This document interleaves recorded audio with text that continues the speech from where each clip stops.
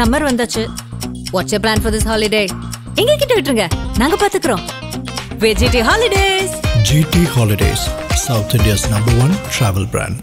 பாமக பிரிஞ்சிருச்சா ஒன்னாகும்? அது இவர் செய்த பெரும் பிழையே அவர் நீக்கியவர்களெல்லாம் இவர் மீண்டும் நியமித்தது. அது ஒரு எரிச்சல்.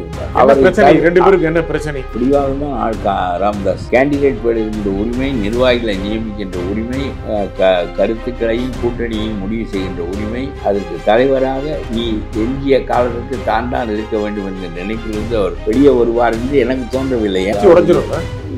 அது உடைந்தால் பயன்படாது. ராமதாஸ் இந்த மாதிரி செய்ய முடியுமா? அன்புமணியை மீறி அவருக்கு அந்த மனதில் இருப்பது இது ஒவ்வொரு செங்கலாக நாம் வைத்து கட்டிய கட்சி. ஆகவே இதை கெடுத்து விட்டு போய்விடுவானோ மகன் என்று கடுமையான வார்த்தைகளால் மகனை அர்ச்சித்தார். ஆனா அன்புமணியுடைய அரசியல் வியூகங்கள் அது பலமா இருக்கு நினைக்கிறீங்களா? உத்திகள் ரொம்ப திடமா இருக்கு. இல்ல, உத்தி வெற்றி பெற்று போகணும்ல. அமித்ஷாவுக்கு என்ன பயம் என்றால், இந்த விஜய் மறுபடியும் திரும்பி அதற்குள் போய் தொலைஞ்சு விடுவானோ, பிறகு நம்மளை சேர்க்கக்கூடாது என்று சொல்வானே. விஜய் வருவாரா? அதிமுக பிஜேபி வர வேண்டும். வராவிட்டால் ஒரு பயனும் இல்லை. வர வேண்டும் சொல்றீங்க? வர வேண்டும். வர வேண்டும். இல்லாவிட்டால் விஜயகாந்த் 3வது அணி அமைத்தது போல கூடாரம் காலி ஆகிடும். எது கமலாசனுக்கு எதுக்கு சப்போர்ட் பண்ணோம்? உண்மை என்பது உண்மைதானே. அதை கமல் சொல்லிவிட்ட காரணத்தினாலே அது உண்மை இல்லை என்று நீங்கள் சொல்ல வேண்டுமா? 50க்கும் மேற்பட்ட உலக நாடுகளில் 100 கோடிக்கும் அதிகமான ஆகாயம் தமிழ் பார்வையாளர்களுக்கு பேரன்பும் திருநன்றி. வணக்கம் ஆகாயம் நண்பர்களே. பாமக ஒன்றிணையுமா? யார் பக்கம் கட்சி இருக்கிறது? அதிமுகவின் கூட்டணி எப்படி அமையும்? இதை பற்றி பேசுவதற்காக தமிழக தன்னுரிமை கழக தலைவர் திரு பழ கருப்பையா நம்முடைய நினைக்கிறார். வணக்கம் திரு பழ கருப்பையா. பாமக பிரிஞ்சிருச்சா ஒன்னாகும்? ஒன்றாகும். ஆகாமல் எங்கு போவது? இல்லை என்றாலும் ஒன்றாகாமல் ஒன்று செய்ய முடியாது. அது இவ்வளவு அன்புமணி நெருக்கி கொண்டே இருக்க வேண்டாம். விட்டு கொடுத்து தகப்பனிடம் அவர் போக்குக்கு விட்டு அவரை நெகிழச் செய்வது சிறந்த பழக்கமா? அதை விட்டு ஒன்றிலும் அது இவர் செய்த பெரும் பிழையே அவர் நீக்கியவர்களெல்லாம் இவர் மீண்டும் நியமித்தது. அது ஒரு எரிச்சலை உண்டாகும். நாம் நீக்குகிறோம், அவர் நீக்கிய 10 நிமிடத்தில் உங்களுக்கு கடிதம் வரும், நீங்களெல்லாம் மீண்டும் அந்த பொறுப்பில் இருப்பீர்கள் என்று சொன்னால் அவரல்ல நான் தான், ஐ ஆம் த டிசைடிங் அத்தாரிட்டி என்று இவர் சொல்ல விரும்புகிறார். அது ஒரு சேலஞ்சிங்கான ஒன்று தான். அது அறைகூவல் விடுக்கிறார் என்று தான் நினைப்பார்களே தவிர. ஆகவே இப்போ நேற்று குருமூர்த்தியெல்லாம் என்ன பேசினார் என்று எனக்கு தெரியவில்லை. ஆக இப்பொழுது அதிமுகவும் பிஜேபியும் ஒரே அமைப்பில் இருக்கின்ற காரணத்தினால் அன்புமணி விரும்பும் பிஜேபியும் ராமதாஸ் விரும்பும் அதிமுகவும் ஒரு அணியில் இருப்பதனால் ஒரு பிரச்சனையும் இல்லை. ஆனால் நான் நினைக்கின்றேன், இவர் நான் தலைவராக இருக்கிறேன், நீங்கள் வீட்டோ செய்து கொள்ளலாம் என்று சொல்லுகிறார். வீட்டோ என்பது 1-2க்கு செய்யலாம், எல்லாவற்றுக்கும் வீட்டோ செய்ய முடியாது. அதனாலே அதிகாரத்தை தன் பக்கம் வைத்து கொண்டு எங்காவது நீங்கள் வேறுபட்டால் சுப்ரீம் அத்தாரிட்டியாக இருந்து யூ கேன் வீட்டோ இட் என்று சொல்வது என்பது ஒரு வகை. ஆனாலும் கூட என்னத்திற்கு இவ்வளவு நெருக்கிய அடுத்த வேற்று மனிதனா அவர்? ரெண்டு பேருக்கு என்ன பிரச்சனை? அவருக்கு பிரச்சனை என்பது கூட்டணி சேர்வதில் தொடங்கி இருக்கிறது என்று தான் நினைக்கின்றேன். கூட்டணியை சேர்வது தவறாக போகும்போது கட்சி தோல்வியடைகிறது. கட்சி தோல்வியடைந்தால் அது அதனுடைய இருப்பு கேள்விக்குள்ளாகும். அது ஒரு பெரிய சென்ற தேர்தலில் அதுதான் நடந்தது. ஒரு பக்கம் இவர் பேசிக்கொண்டே இருந்தால் அதிமுகவோடு பேசுவதற்கு சண்முகம் போன்றவர்களெல்லாம் இவருடைய தோட்டத்தில் இருந்தார்கள். எவ்வளவு இடம் என்றெல்லாம் முடிவு செய்து விட்ட பிறகு அவர் போய் பிஜேபியோடு சேர்ந்து விட்டார். சரி, சேர்ந்தார். அது பெரிய வெற்றி பெற்று இவர் மந்திரியாக ஆகியிருந்தால் அவர்கள் ஒப்புக்கொள்வார்கள். நம்மை விட நம்முடைய மகன் எடுத்த முடிவு சிறந்த முடிவு என்று இயற்கையாக ஒப்புக்கொள்ளுகின்ற நிலை மனித இயல்பில் ஏற்படும். அது அல்லாமல் அது முழுவதுமாக துளைத்து விட்டது என்பதும், திருமாவளவனுக்கு 2 MP இருக்கிறது நமக்கு வெறும் சுழியம்தான் என்று சொன்னால் அது ஒரு எரிச்சலை அவருக்கு உண்டாக்குகிறது. அப்படியானால் என்ன, நாம் பெரிய சமூகம், பெரிய கட்சி, எவ்வளவு காலத்து கட்சி, 40 ஆண்டு கட்சி, கடைசியில் ஒரு பாராளுமன்ற உறுப்பினர், பாராளுமன்றத்தில் மந்திரிகளாகலாம் இருந்த காலம் போய் அன்புமணி இருந்தார். அதற்கு முன்பு தலித் ஏழுமலை இருந்தார், பொன்னுசாமி இருந்தார். பொன்னுசாமியெல்லாம் நேர்மையான மனிதர். பொன்னுசாமி சாதாரணமாகத்தான் இருக்கிறார். மத்திய அரசாங்கத்திலே மந்திரியாக இருந்தது ஒரு போல் இல்லை. ஒரு நாள் இங்கே வந்திருந்தால் நான் பேசி கொண்டிருந்தேன். ரொம்ப வியப்பாக இருந்தது. அவரும் இவளுக்கும் ஒரு தாழ்த்தப்பட்டவர், படித்தவர், அரசு அலுவலகங்களில் வேலை பார்த்தவர், அதெல்லாம் அமைச்சராக இருந்திருக்கிறார். இருந்த இடம் தெரியாமல் இருக்கிறார்கள் அவர்கள். அது ஒரு பக்கம் இருக்கட்டும். ஆனால் அதே சமயத்தில் அது நான் வெற்றி பெறவில்லை என்றால் வெற்றி தான் அளவுகோல் இன்றைய அரசியலில். ஆகவே அதனாலே இது இப்படியே போய் நெருக்கி நெருக்கி நெருக்கி நெருக்கி இப்படியே விடுவதை விட நாம் பெருந்தன்மையாக விட்டோம் என்று இருப்பது சிறந்தது என்பது தான் என்னுடைய கருத்து. ஆனால் பிரச்சனை கொள்கை தானே, குடும்ப பிரச்சனை. கொள்கையில் என்ன இருக்கிறது? அது ஒரு சமூக கட்சியாகவே சமூகத்தின் மேம்பாடு தான் அதனுடைய அடிப்படை கொள்கை, அவ்வளோதான். குடும்பமெல்லாம் இருக்கும், குடும்பத்துக்குள்ளே போனால். நான் கூட ஐயா ராமதாஸுக்கு ஒரு யோசனை சொன்னேன், முகுந்தனை தூக்கி விடுங்கள். என்றால் நான் ஒரு பிழை செய்தேன், என்னுடைய மகனை அரசியலில் கொண்டு வந்து அவனை முதலமைச்சர் வேட்பாளராக மட்டும் ஆக்கவில்லை, மத்திய அமைச்சராகவும் ஆக்கினேன். அதன் மூலம் நான் 2 சத்தியங்களை செய்து மக்களுக்கு கொடுத்திருந்தேன். அதில் ஒரு சத்தியத்தை தவறிவிட்டேன்.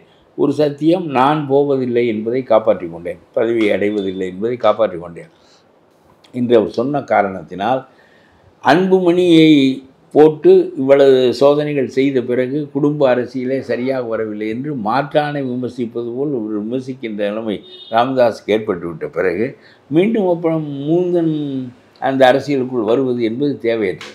ஏனென்றால் மறுபடியும் அது குடும்ப அரசியலாக 5 ஆண்டுகள் கழித்து அவர் ஒரு நிலையை பெறுவார், மீண்டும் வேறுவார். ஆகவே இவர் எடுத்த பழைய முடிவு சிறந்த முடிவு. குடும்பம் அதற்குள் நுழைவதில்லை என்பது ஒரு சிறந்த முடிவு. சரி, இவர் வந்து விட்டார், நிலை பெற்று விட்டார், இனிமேல் இவரை வெளியே தள்ள முடியாது. புதியதானவர்களையும் மறுபடியும் கொண்டு வந்து குடும்பம் நிலை பெறுமாறு செய்வது என்பது ஏற்கனவே அவர் கொண்டு வந்த முடிவுகளுக்கு மாறானது. அதோடு அவர் ரொம்ப பாடுபட்டு இந்த கட்சியை வளர்த்துருக்கிறார். நேற்று தியாகு பேசியதை நான் கேட்டேன். ரொம்ப தியாகு நல்ல அறிவார்ந்த மனிதன், கம்யூனிஸ்ட், டெரிபிளி கம்யூனிஸ்ட். ஆமாம், அவர் பேசினார், நான் கேட்டேன். அவர் சொன்னார், தொடக்க காலத்தில் அந்த கட்சியை வளர்ப்பதற்கு அவர் ஆலோசிப்பதற்கு எங்களையெல்லாம் கூடவே வைத்திருந்தார். நாங்களெல்லாம் கூடவே இருந்தோம். ஒவ்வொரு நாளும் காலையில் உட்கார்ந்து பேசி பேசி பேசி பேசி கருத்துக்கள், அறிக்கைகள், தீர்மானங்கள் முடிவாகும். அப்பொழுதெல்லாம் இந்த தீரன் மிதிவண்டி ஓட்டுவார், ராமதாஸ் பின்னால் உட்கார்ந்து கொண்டிருப்பார். ஒரு மிதிவண்டியில் தீரன் ஓட்ட, தீரன் தான் தலைவர். தீரன் ஒரு நல்ல பேச்சாளி. இப்பொழுது என்ன ஆனார்ன்னு எனக்கு தெரியவில்லை. அவர் தமிழ் படித்தவர், நல்ல பேச்சாளி. இந்த பாட்டாளி மக்கள் கட்சி தமிழ் வழிபடுவதற்கு ராமதாஸ், தீரன் எல்லாம் ஒரு பெரிய காரணம்.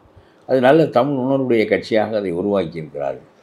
அதனாலே மிதிவண்டியிலே பின்னால் உட்கார்ந்து கொண்டு ஒரு தலைவர் போய் கட்சி வளர்ப்பது என்றால் அதை ஒரு 40 ஆண்டுகள் கழித்து பார்க்கின்ற போது அந்த பிடி நம்மிடம் இல்லை என்றால் அந்த போன காலம், பாடுபட்ட காலம், 4 பேரை சந்தித்து ஒரு கூட்டம் என்று நடக்கின்ற போது ஒரு 10 பேர் நிற்பார்களாம். அந்த 10 பேருக்கும் அசராமல் பேசுவார் ராமதாஸ். சொன்னார், அவர் தியாகி சொன்னார், அவர் நல்ல புதிய கருத்துக்களை ஏற்றுக்கொள்ள கூடியவர். அதனால் எங்களை போன்றவர்கள் எல்லாம் சுற்றி அரவணைத்து வைத்திருந்தார். நாங்கள் சொல்வது தான் வேத வாக்கு என்று நினைப்பார். இப்போ என்ன பிரச்சனை? பாஜக அதிமுக தான் பிரச்சனையா? வேற என்ன? பாஜக பக்கம் அன்புமணி கொண்டு போறாருங்கிற பிரச்சனையா? ஆனால் அதுக்கு இல்லை இப்போ அதுக்கு வேலை இல்லை. சென்ற முறை பிஜேபி பக்கம் அவர் கொண்டு போய் விட்டார். அதன் காரணமாக தோல்வி அடைந்து விட்டோம். அதிமுக பக்கம் இருந்ததால் அதிமுகவும் 7 இடங்களில் வென்றிருக்கும், பாமக 3 இடங்களுக்கு வந்திருக்கும். அது வீணாக போய்விட்டதே. அது நம்முடைய அரசியலில் ஒரு 5 ஆண்டுகளை வீணாக்குவது என்பது ரொம்ப கொடுமையானது தானே என்று அவர் கோபப்பட்டார். அதனாலே இந்த கட்சியினுடைய பொறுப்பை தான் எடுத்துக்கொள்ள வேண்டும் என்று நினைத்தார். இப்பொழுது என்ன பிரச்சனையாக இருக்கும் என்றால், நான் சொல்லுகிறேன், வேட்பாளர் நியமிக்கின்ற உரிமை, தலைவராக இருந்து கட்சி நிர்வாகிகளை நியமிக்கின்ற உரிமை, அப்புறம் எந்த முடிவாக இருந்தாலும் தீர்மானங்களில் மற்றவற்றில் தன்னுடைய அறிவுதான் புலப்பட வேண்டும் என்று நினைக்கின்ற போக்கு, இவையெல்லாம் ராமதாஸிடம் இருக்க வேண்டும் என்று அவர் விரும்புகிறார். அவர்கிட்ட தான் அதிகம் இருக்குன்னு நினைக்கிறீங்களா நீங்கள்? இல்லை, இவர்களும் தவிர்க்க முடியவில்லையே. ஒரு கட்சியை 2ஆக பிளந்து செல்வதனாலே கட்சி வாக்காளர்கள் ராமதாஸ் பக்கம் தான் இருப்பார்கள் என்பது என்னுடைய கருத்து, என்னுடைய தனி கருத்து. நிர்வாகிகள் எல்லாரும் அவர் பக்கம் இருக்காங்க. நிர்வாகிகள் கட்சியுடைய மாவட்ட செயலாளர்கள் என்ன செய்வது? நிர்வாகிகளை விட ஒரு கட்டத்தில் இந்திரா காந்தி பேங்க் நேஷனலைசேஷன், ஜமீன்தார் ஒழிப்பு, ராஜாக்கள் ஒழிப்பு எல்லாவற்றையும் கொண்டு வந்தார். காங்கிரஸ் 2ஆக பிளந்தது. நிறுவன காங்கிரஸ் என்று சொல்லப்பட்ட organisational Congress, it was with Patil, Kamaraj and Morarji Desai and others. ஆனால் இந்திரா காந்தியிடம் அமைப்பு இல்லை. ஓட்டு அள்ளி கொண்டு வந்து 1971 அவர் அடித்த அடி இது மேலும் பெறாத வெற்றியை பெற்றார் இந்திரா காந்தி. அப்பொழுது சிண்டிகேட் காங்கிரஸ் உட்கார்ந்து விட்டது. அது இண்டிகேட் என்றும் இது சிண்டிகேட் என்றும் பேசப்பட்டது. நானெல்லாம் காமராஜோடு தான் இருந்தேன். 71 அவ்வளவு மாபெரும் தோல்வி. கருணாநிதி 170-180 இடங்கள் வருவதற்கே இந்திரா காந்தியினுடைய இமேஜ் தான் காரணம், தோற்றம் காரணம். ஆகவே அவ்வளவு பெரிய வெற்றி அவருக்கு வந்தது வாக்கு வங்கி தன் பக்கம் இருக்கிறது என்று அவருக்கே தெரிந்திருக்கவில்லை. அதனாலே தமிழ்நாட்டுக்கு வருகிற போது இந்திரா காந்தி சொன்னார், நமக்கு நம்முடைய வலிமை புறப்படாததினால் நாம் இருக்க வேண்டிய இடத்தில் மாற்றார் இருக்கிறார்கள் என்றெல்லாம் சொன்னார். கருணாநிதி இவ்வளவு பெரிய வெற்றியை, கருணாநிதியினுடைய தலைமை ஊன்ற வேண்டுமென்றால் 71 தேர்தலில் வெற்றி பெற வேண்டும். அதனாலே ஓராண்டுக்கு முன்னாலேயே அவர் ராஜினாமா செய்கிறார். இந்திரா காந்தி என்ன சொல்லுவார், உங்களோடு சேர்ந்து நான் தேர்தலுக்கு வந்து விடுகிறேன். ஓராண்டு கழித்து வந்தால் இந்திரா காந்தியினுடைய பலம் புலப்பட்டிருந்தால் அடுத்த தடவை கருணாநிதியை விரட்டி விட்டு இந்திரா காந்தி ஆட்சி அமைத்திருப்பார் தமிழ்நாட்டில். ஆமாம், ஓராண்டு கழித்து இவருடைய வலிமை இவருக்கு புலப்பட்டு விடுகிறது அந்த தேர்தலில். அதற்கு பிறகு அடுத்த ஆண்டு நடக்கின்ற தேர்தலில் தன்னுடைய ஆட்களை நியமித்து நீ போ, உன்னுடைய கூட்டணியும் வேண்டாம் நீயும் வேண்டாம் என்று சொல்லி மறுத்திருப்பாரே, அது நடக்கவில்லையே. கருணாநிதி ரொம்ப கெட்டிக்காரத்தனமாக முன்கூட்டியே தேர்தலை சந்திப்ப தயாரானால். இந்திரா காந்தியும் அங்கே தமிழ்நாட்டில் காமராஜ் தானே காங்கிரஸ், நமக்கு அங்கே காங்கிரஸ் இல்லையே, ஆகவே இருக்கிற சுப்பிரமணியம் மாதிரி ஒரு 10 பேரை கொண்டு வர வேண்டுமே என்பதற்காக அவர் இந்த கூட்டணிக்கு ஒப்புக்கொண்டார். அப்பொழுது ஒரு எம்எல்ஏ கூட காங்கிரஸ் நிற்கவில்லை, எல்லாம் 10 எம்பி இவர்கள் வந்தார்கள், அவ்வளோதான். சுப்பிரமணியம் மந்திரியானார். அந்த ஃபார்முலா காலங்காலமாக பின்பற்ற உட்பட்டு விட்டது காங்கிரஸில். அதாவது நமக்கு தமிழ்நாட்டில் கட்சி வேண்டாம், சும்மா இப்போ ஒரு 20-25 பேர் இருக்கிறார்கள், ஆனால் இவர்கள் நமக்கு முக்கியமில்லை, இனிமேல் தமிழ்நாட்டு அரசியலும் முக்கியமில்லை, ஆட்சியும் முக்கியமில்லை, நமக்கு முக்கியம் எங்கேயாவது இருந்து மெஜாரிட்டியை காங்கிரஸ் பெற்றுவிடும், அதில் போய் நாம் மந்திரி ஆகிவிடுவோம். 10 பேர் போனால் போதும். இந்த 10 பேரும் கூட்டணி தயவிலே இருப்பார். இந்திரா காந்தி தயவிலே இருந்து என்ன கருணாநிதியோடு கூட்டி சேர்ந்து 10 இடத்தை பெற்று அதிலிருந்து இன்றைக்கு வரையிலும் காங்கிரஸ் தனித்து நின்றதில்லை. அதனாலே அந்த வகையிலே நான் சொல்லுகிறேன், காங்கிரஸ் தனித்து நின்று போராடி இருந்தால் மாற்று கட்சியாக உருவாகியிருக்கும். அண்ணாமலை ஒரு தடவை முயற்சியாக செய்தாரே, முயற்சி செய்து ஒரு 7% ஓட்டுக்கு அவர் வந்தாரே. மற்ற கட்சிகளுடைய ஓட்டையெல்லாம் சேர்த்து வாங்கியது விட்டு விடுங்கள். இவர் ஒரு 8% ஓட்டுக்கு 3% தானே இருந்தது, வந்தார். அந்த முயற்சியை கூட இந்த காங்கிரஸ் செய்யவில்லையே. ஆகாத தலைவர்களை போட்டுக்கொண்டு எப்பொழுது பார்த்தாலும் இந்த ஆகாத தலைவர்கள் மீது குற்றச்சாட்டு, குற்ற வழக்குகள், அது இது என்று பேசி கடைசியில் காங்கிரஸ் உருப்படாமல் போய்விட்டது. பாமக பற்றி பேசணும், என்ன வேற என்ன பிரச்சனை இருக்கும்? 2 பேருமே ஒருத்தர் அதிமுக பக்கம் போறாரு. கடைசியில் என்னவாக இருந்தால் அது சரியாக வரும் என்றால் அவர் ஒரு பிடிவாதமான ஆள். ராமதாஸ் கேண்டிடேட் பெறுகின்ற உரிமை, நிர்வாகிகளை நியமிக்கின்ற உரிமை, கருத்துக்களையும் கூட்டணியையும் முடிவு செய்கின்ற உரிமை, அதற்கு தலைவராக நீ எஞ்சிய காலத்திற்கு தான் இருக்க வேண்டும் என்கிற நினைப்பிலிருந்து அவர் வெளியே வருவார் என்று எனக்கு தோன்றவில்லை. ஏனென்றால் இவை எல்லாவற்றையும் இந்த தலைவர் பதவி தான் பெற்றிருக்கின்ற காரணத்தினால் தலைவராக நான் இருக்கிறேன், எஞ்சிய காலம் முழுவதும் இருக்கிறேன், அப்புறம் எப்படியோ தொலைங்கள் என்று தான் சொல்லுவார் என்று நான் நினைக்கின்றேன். அவருடைய இயல்பு கட்சி உடைஞ்சிரும்ல, உடையாது, உடைந்தால் பயன்படாது. அது ராமதாஸுக்கு வாக்கு வங்கி ராமதாஸனுடைய முகம் பற்றியது தான். நான் சொல்லுகிறேன், இவர்கள் உடைந்து போனாலும் கட்சி தான் இவர்களோடு இருக்குமே தவிர, ஒவ்வொரு ஊருக்கும் கமிட்டி இருக்கும், கட்சி இருக்கும். சில இடங்களில் ராமதாஸுக்கு கட்சியே இருக்காது. அதனால தான் சொன்னேன், இந்திரா காந்தி எந்த கட்சியும் இல்லாமல், ஆர்கனைசேஷனும் இல்லாமல், இந்திரா காந்தி ஒரு இமேஜ், ஒரே ஒரு இமேஜ், ஒரே ஒரு ஸ்லோகன், ஒரே ஒரு முகம், இந்திரா காந்தியினுடைய முகம், ஒரே ஒரு ஸ்லோகன், குவிட் பாவர்ட்டி, வறுமையே வெளியேறு. என்னமோ ராமா வெளியே போடா என்று சொல்வது போல ரொம்ப எளிதாக வறுமையே வெளியேறு என்றால் she has so many plans. அது she can eradicate poverty என்பது போல ஒரு தோற்றம் ரொம்ப எளிதாக உருவாகியது. ஏன்னா banks had been nationalized, these Maharaja's had been sent out. என்ன அந்த இதெல்லாம் மக்களுக்கு ஒரு பெரிய நம்பிக்கையுடைய அவ்வளவு பெரிய காமராஜர் அடிபட்டு விட்டார். அந்த ராமதாஸ் இந்த மாதிரி செய்ய முடியுமா அன்புமணி மீறி? இல்லை, அவருடைய இயல்பு தான். அவர் எந்த கட்டத்திலும் தன்னுடைய இடத்தை விட்டு, ஏனென்றால் அவருக்கு அந்த மனதில் இருப்பது இது ஒவ்வொரு செங்கலாக நாம் வைத்து கட்டிய கட்சி. ஆகவே இதை கெடுத்து விட்டு போய்விடுவானோ மகன் என்று கடுமையான வார்த்தைகளால் மகனை அர்ச்சித்தார். ஆனால் அன்புமணியுடைய அரசியல் வியூகங்கள் அது வளமாக இருக்குன்னு நினைக்கிறீங்களா? உத்திகள் ரொம்ப திடமாக இருக்குது. இல்லை, உத்தி வெற்றி பெற்று போகணும்ல. பிஜேபியோடு சேர்ந்து உத்தி உட்கார்ந்து போச்சு. அவருடைய துணைவியாரை தோற்று போனார்களே. அதனாலே உத்தி என்பது அது ராமதாசனுடைய உத்தியின்படி இருந்தால் எடப்பாடியும் 8 இடத்தை பெற்றிருப்பார், இவரும் 3 இடத்தை பெற்றிருப்பார். அதனால் உத்தி என்பது தன்னுடைய உத்தி தான் சரியாக இருக்கும். இன்றைக்கு ஏடிஎம்கேயும் பிஜேபியும் ஒன்றாக இருப்பதினால் ஒன்றும் பிரச்சனை இல்லை. அப்புறம் 8 மாதம் சென்று பிரிந்தால் மறுபடியும் இவர் பிஜேபி பக்கம் தான் நிற்பார். ஒரு பேச்சுக்கு சொல்கிறேன், கடைசி வரையிலும் ஒரு ஆண்டுக்கு முன்னாடியெல்லாம் கூட்டணி உருவாகக்கூடாது. உருவான தேவையில்லாத பேச்சுக்கள் உருவாகும். என்ன அந்த நேரம் சரி வந்தோமா, பொசுக்கென்று கூட்டணியை உருவாக்கினோமா, தேர்தலை சந்தித்தோமா, வென்றோமா தோற்றோமா என்று இருக்க வேண்டுமே தவிர, இந்த இவருக்கு அமித்ஷாவுக்கு என்ன பயம் என்றால், இந்த விஜய் மறுபடியும் திரும்பி அதற்குள் போய் தொலைஞ்சு விடுவானோ, பிறகு நம்மளை சேர்க்கக்கூடாது என்று சொல்வானே அதிமுகவுக்கு.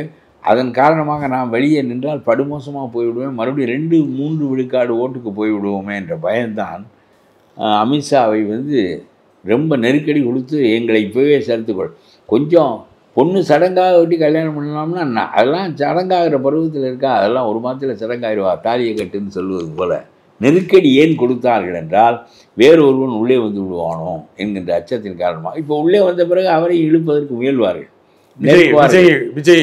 நெருக்குவார்கள். மத்திய அரசாங்கமே சேர்ந்து கொண்டு நெருக்கும், அவர்களுடைய அதிகாரத்தை பயன்படுத்துவார்கள். வருகிறது என்பதை அப்புறம் பார்ப்போம். இருந்த கூட்டணி தொடர்ந்து இருக்கிறது. ஒரு மாதத்திற்கு முன்னால் கூட்டணிகள் முடிவு செய்யப்பட்டால் எதிர்கூட்டணியும் கலைவதற்கான வாய்ப்புகள் இருக்கும். அதெல்லாம் இல்லாமல் சும்மா போட்டு ஒரு ஆண்டுக்கு முன்னாடியே போட்டு இழுத்து, ஆகவே இதெல்லாம் விஜய் வருவாரா அதிமுக பிஜேபி கூட்டணி? வர வேண்டும், வராவிட்டால் ஒரு பயனும் இல்லை. நான் சொல்லுகிறேன், வர வேண்டும் சொல்றீங்க. வர வேண்டும். ஏன்? வர வேண்டும். இல்லாவிட்டால் விஜயகாந்த் 3வது அணி அமைத்தது போல கூடாரம் காலி ஆகிவிடும். அவர் இந்த அம்மா பேசியதை நான் கேட்டிருக்கிறேன். Whether Vijayakanth should be a king or kingmaker என்று கேட்டார்கள். எல்லாரும் கிங் கிங் கிங் என்று கைதூக்கியதை நான் பார்த்தேன் அது தொலைக்காட்சியில். Let him B a king not the king maker. எதுக்கு இன்னொருத்தனை தூக்கி சிம்மாசனத்தில் வைக்க வேண்டாம், நீங்களே அமருங்கள் அரியணையில் என்று சொன்னார்கள். ரொம்ப மகிழ்ச்சி அடைந்து அரியணையில் உட்காருவது என்று இவர் திருமாவளவன், வைகோ, கம்யூனிஸ்ட்டு, இந்த கம்யூனிஸ்ட்டு, அந்த கம்யூனிஸ்ட் இருக்கிற 12 கட்சிகள் சேர்ந்து ஆளுயர மாலைகள் பெரிய அளவுக்கு ஒரு மாலை தான் நிற்கும். இதெல்லாம் இப்போ 10-12 தலைவர்கள் இருப்பதனால் 10-12 ஆளுயர மாலை, பாதம் தொட்டு மாலைகள் எல்லோரும் போட்டுக்கொண்டு போஸ்ட் கொடுத்து போஸ்ட் அடித்து நாடு முழுவதும் பாருங்கள் அவ்வளோ பேரும் ஒன்று சேர்ந்திருக்கிறோம், இதற்கு வாக்களிங்கள் என்று சொன்னார். சில பேர் எப்பொழுதுமே மிகையாக 18 விழுக்காடு வரும், 20 விழுக்காடு வரும், 24 விழுக்காடு வரும், இதெல்லாம் பேசிக்கொண்டே இருந்தான். கடைசியில் 12-13 விழுக்காடு என்னமோ தான் எனக்கு வந்தது. இயற்கையாக 10% வாக்கு விஜயகாந்துக்கு இருந்தது. ஆகவே அதனுடைய விளைவாக ஜெயலலிதா ஆட்சிக்கு வந்தார். அப்பொழுதே ஒரு கருத்து இருந்தது, ஜெயலலிதா தான் ஊக்குவித்தார் இந்த கூட்டணியை.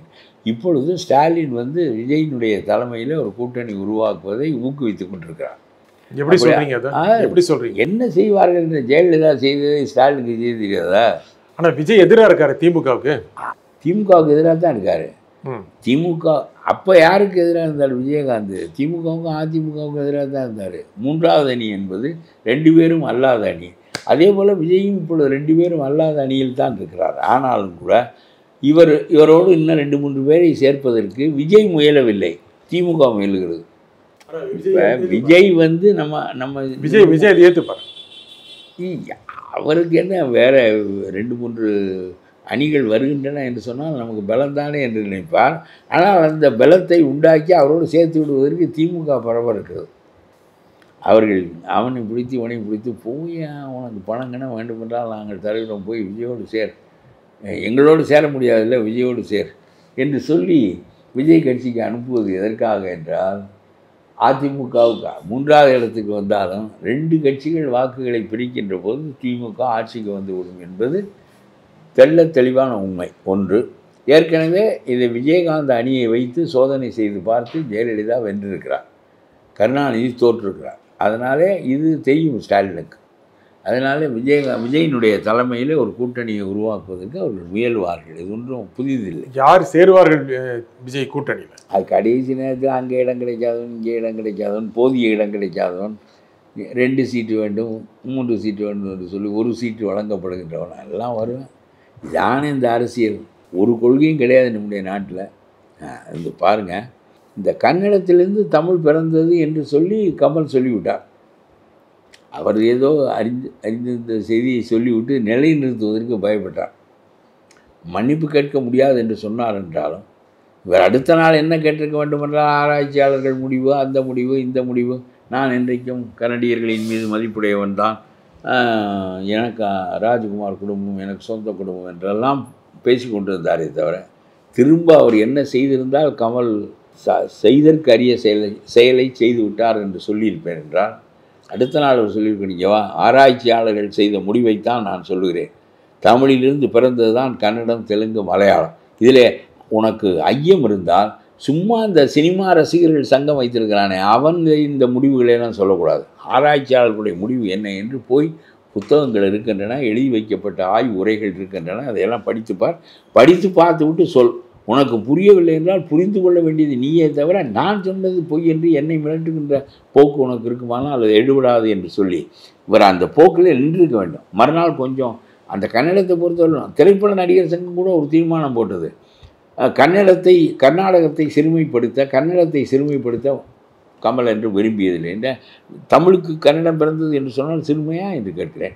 ஆத்தாளுக்கு மகள் பிறந்தாள் என்று சொன்னால் சிறுமையா? இதெல்லாம் என்ன வாதங்கள் என்று எனக்கு புரியவில்லை. பிறகு அந்த வழுக்கல்கள், எனக்கு இவர்கள் வழுக்கியதெல்லாம் இவர்கள் வழுக்குவார்கள். விஜய் அதில் ரொம்ப சைலண்ட் ஸ்பெக்டேட்டர்.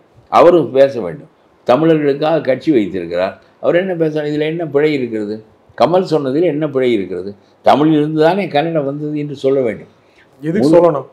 சொல்லணும் இல்லை? நீ தமிழுக்காக இயக்கம் நடத்துகிறாய், திராவிட இயக்கம் என்று பேர் வைத்திருக்கிறாய், நீ சொல்லாமல் வேறு யார் சொல்வது? எது கமலஹாசனுக்கு போய் எதுக்கு சப்போர்ட் பண்ணோம்? கமலையா சப்போர்ட் பண்ணுதாய்? நான் சொல்கிறேன், பசு நல்ல சாதுவான பிராணி என்று கமல் சொல்லிவிட்டால் அவர் சொல்லிவிட்டார் என்பதற்காக இல்லை இது காட்டுத்தனமான பிராணி என்று நீங்கள் சொல்வீர்களா? கேட்கிறேன். உண்மை என்பது உண்மைதானே?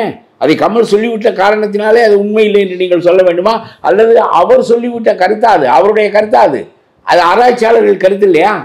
இது இவ்வளவு எளிமையாக முதலமைச்சர்கள் சிந்திக்கின்ற காலம் இப்பொழுதுதானே வந்திருக்கிறது. சர்ச்சையில் எது போய் மாட்டேன்னு இருப்பாங்க. எதற்கு சர்ச்சை? என்ன எது உண்மையோ அதை பேசுவதற்கு உனக்கு அப்புறம் இந்தி சர்ச்சை வேண்டாம் விடு, அப்புறம் இடஒதுக்கீட்டு சர்ச்சை வேண்டாம் விடு. ஒரு கருத்து நீ வைத்திருக்கிறாய், அந்த கருத்து திராவிடம், அந்த கருத்திலே தமிழ் கன்னடத்தை ஈன்றது என்பது உண்மை. இது தெரிந்த உண்மை. கமலஹாசனே அதை மறுபரிசீலனை செய்து. கமலஹாசனை விடுங்க, ஒரு உண்மையை சொல்லிவிட்டார். நெருக்கடி கொடுக்கிறார்கள், மன்னிப்பு கேட்க சொல்கிறார்கள். மன்னிப்பு கேட்பது ஒரு கொஞ்சம் இடைஞ்சலாக இருக்கிறது. மன்னிப்பு கேட்க மாட்டேன் என்று சொன்னார். தவிர மீண்டும் அந்த உண்மையை ஊன்றி நிலைநாட்டுவதற்கு அவர் முயலவில்லை. அவர் முயல முடியாது. என்னிடம் 1000 தரம் கேட்டீர்களாம், நான் அந்த உண்மையை சொல்வேன். 1000 சவுக்கடி கொடுத்து கேட்டீர்கள் என்றால் அந்த உண்மையை நான் சொல்லுகிறேன். அந்த இதுக்கு சொல்லுகிறேன் பாருங்கள். உரைகள் என்பது தங்கத்தை உரைப்பதற்கான கல். அந்த உரைகளை கர்நாடகத்துக்காரன் ஒரகல் என்று சொல்கிறான். ரையன்னா இல்லாமல் ராணா போட்டு சொல்கிறான், ஊனா போட்டு சொல்கிறான். ஓரகல். நாம் உலக்கை என்று சொல்கிறோம், அவன் ஒலக்கே என்று சொல்கிறான். நாம் ஏர் என்று சொல்கிறோம், அவன் ஏறு என்று சொல்கிறான். நாம் அகப்பை என்று சொல்கிறோம், அவன் அகப்பே என்று சொல்லுகிறான். நான் கேட்கிறேன், உடுப்பு என்று சொல்வதை உடுபு என்று சொல்லுகிறான். அவளு என்பதை நாம் அவள் என்று சொல்வதை அவளு என்று சொல்கிறான். உனக்கெல்லாம் அறிவு இருக்கிறதா? இது எளிய 5வது வகுப்பு படிக்கிறவன் இது தமிழ் மாதிரி தானே இருக்கிறது என்று சொல்கிறான். தமிழிலிருந்து தானே வந்தது. என்ன பெரிய கொடுமை என்றால், இந்த பாண்டியெல்லாம் கிடக்கட்டும், இந்த ஆளெல்லாம் தமிழை பற்றி பேசுவதற்கு என்ன யோக்கியதை இருக்கிறது? சமஸ்கிருதமும் தமிழும் சமமாக கலந்து உருவானதான். எல்லாம் உள்ளே உட்கார்ந்து கொண்டு பிஜேபியின் பேரால் இந்த தமிழுக்கு நீங்கள் பெரிய அழிவு செய்து கொண்டிருக்கிறீர்கள் என்று சொல்கிறேன். உனக்கு தெரியுமா? நீ ஆராய்ச்சியாளனா? நீ கால்டுவெல்லா? நீ மனோன்மணிய சுந்தரபிள்ளையா? உனக்கு என்ன யோக்கியதை? சோத்தை தின்றுவிட்டு கிடைத்த நாட்டிலே பிழைப்பதற்கு வந்திருக்கிறாய். அதோடு உன்னுடைய வாழ்க்கையை முடித்துக்கொள். அதை விட்டு பிஜேபிக்கு தவறு அடிக்க வேண்டும் என்றால் அடி. தமிழும் சமஸ்கிருதமும் சமமாக கலந்த அந்த மொழி உண்டானது என்று சொல்கிறாயே. தமிழிலிருந்து சமஸ்கிருதம் கலந்ததால் உண்டானதே தவிர இந்த உலக்கே என்பதும் உலக்கை என்பதும் என்ன? சமஸ்கிருதம் இப்பொழுது தமிழிலே கலக்கிறது. நாம் நீக்கி பேசுகிறோம், அந்த கலப்பை நீக்கி பேசுகிறோம். இந்த விழிப்புணர்வு அன்றைக்கு இல்லை. இந்த தமிழ் கொச்சை தமிழானது. சரியா? உலகே என்று சொல்லுகிறான், ஓரகல் என்று சொல்லுகிறான், அவளு என்று சொல்லுகிறான். சரி, இந்த கொச்சை தமிழுக்கு சமஸ்கிருதம் கொஞ்சம் கூடுதல் சொற்களை வழங்கிவிட்டது. தமிழுக்கு வழங்கியது, தமிழ் பிடித்து தள்ளிவிட்டது. வெளியே போ சனியனே, உனக்கு என்ன இங்கே வேலை என்று கேட்டது. நான் சமஸ்கிருதத்தை குறைவாக சொல்லவில்லை. தமிழுக்கு இணையான ஒரு கிளாசிக்கல் லாங்குவேஜ் அந்த மொழி. அந்த மொழி செத்து போனாலும் அதை நாம் பாதுகாக்க வேண்டும். அதில் உள்ள இலக்கியங்கள், உபநிடதங்கள், அதனுடைய மகாபாரதம் போன்ற நூல்கள் இவையெல்லாம் இணையற்றவை என்பதுதான் பாணினி உட்பட என்னுடைய கருத்து. ஆனாலும் நீ செத்து போய்விட்டால் உன் பிள்ளைகள் எல்லாம் வாழுகின்றன. தமிழ் சாகவில்லை, அதனுடைய பிள்ளைகளும் வாழுகிறது. இதிலே தமிழிலே தேவையில்லாமல் சமஸ்கிருதம் கலந்து விட்டது. கலந்த அளவு கூடுதலாகிவிட்டது. தெலுங்குக்கு, கன்னடத்திற்கு, மலையாளத்திற்கெல்லாம் கலந்த அளவு கூடுதலாகிவிட்டது. ரெண்டாவது கொச்சை வழக்கு, பேச்சு வழக்கு இருக்கிறதே. இப்பொழுது நான் பேசுகின்ற தமிழ் பேச்சு வழக்கு இல்லை. அந்த பேச்சு வழக்கு தமிழில் இந்த கலப்பு நேர்ந்தவுடன் இது ரெண்டும் சேர்ந்து ஒரு புதுமொழி போல் தோற்றமளித்து கொண்டிருந்த போது அதற்கு எழுத்து வடிவம் கொடுத்த எழுத்தச்சன் போன்றவர்களெல்லாம் புது வடிவத்தை, தமிழுக்கு தொடர்பில்லாத வடிவத்தை கொடுத்து அதை தனிமொழியாக ஆக்கிவிட்டார்கள். இந்த உண்மை சித்தாராமைக்கு தெரியல. உனக்கு தெரியாது, நீனா அறிவாளியா படிப்பாளியா? எனக்கு தெரியுமா? தேவனைய பாவனர் சொல்லுகிறார், மனோன்மணிய சுந்தரம் பிள்ளை சொல்லுகிறார். படிக்கிறோம், இந்த ஒப்பிட்டு பார்க்கிறோம். ஆமாம், உலகே என்பதற்கும் உலக்கை என்பதற்கும் என்ன பெரிய வேறுபாடு? அவளு என்பதற்கும் அவள் என்பதற்கும் என்ன பெரிய வேறுபாடு? நீரு, நீர் தமிழ், நீலு தெலுங்கு, வெள்ளம் சமஸ்கிருதம், இது வெள்ளம் மலையாளம். என்ன வேறுபாடு? என்ன வேறுபாடு? இந்த பாருங்க, லேது என்று தெலுங்கிலே சொல்லுகிறான், இலது என்பதை தான் லேது என்று சொல்லுகிறான். இந்த கொச்சை வழக்கில் பேசாதே என்று தேவநேயப்பாவனர் கூத்திக் கொள்வார். எழுத்தாணி எடுத்து இந்த முட்டாள்களுக்கு, இந்த தமிழ்நாட்டில் உள்ள பல தலைவர்களுக்கு ஒழுங்காக பேச தெரியாது. அவர்களெல்லாம் கொச்சை வழக்கில் பேச, இந்த இலது என்பதை லேது என்று நீ கொச்சை வழக்கில் பேசி அது எழுத்து வடிவம் பெற்றுவிட்டால் அது வேற்றுமொழி ஆகி விடுகிறது. மற்ற எந்த கட்சிகளுமே கருத்து சொல்லி ஏன் சொல்லவில்லை? ஏன் சொல்லவில்லை? இந்த நாட்டில் உள்ள கட்சிகளுடைய தரம் அது. சொல்லியிருக்க வேண்டுமா வேண்டாமா? எத்தனையோ கட்சிகள் பேச வேண்டும். இது பொதுவான உண்மை. எந்த கட்சியுமே பேசல, எந்த கட்சியும் பேசவில்லை. எல்லாரும் பேசாமல் இருக்கிறார். அது என்ன நியாயம்? அப்படியானால் வழி நடத்துகின்ற தலைமைகள் புதிய உண்மைகளை, நிலையான உண்மைகளை மக்களுக்கு சொல்லக்கூடிய தன்மையுடையனவாக இல்லை. இந்த நிகழ்ச்சியின் கருத்தை குறிப்பாக திரைப்படத்திற்கு மிக்க நன்றி. மீண்டும் ஒரு நிகழ்ச்சி சந்திப்போம். நன்றி, வணக்கம். சம்மர் வந்தாச்சு. What's your plan for this holiday? எங்க கிட்ட விட்டுருங்க, நாங்க பாத்துக்கிறோம். VGT Holidays. GT Holidays, South India's #1 travel brand.